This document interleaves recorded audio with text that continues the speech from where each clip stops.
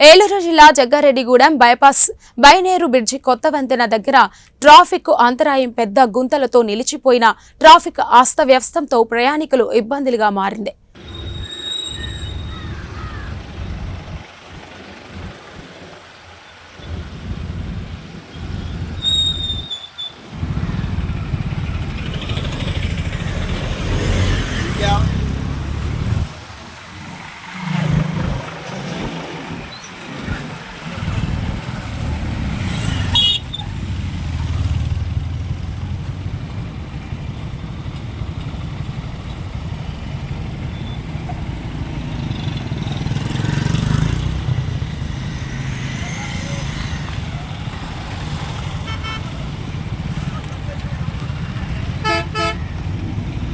ఏలూరు జిల్లా Jaggareddygudem bypass బైనేరు bridge కొత్త వంతెన దగ్గర ట్రాఫిక్ అంతరాయం కలిగింది.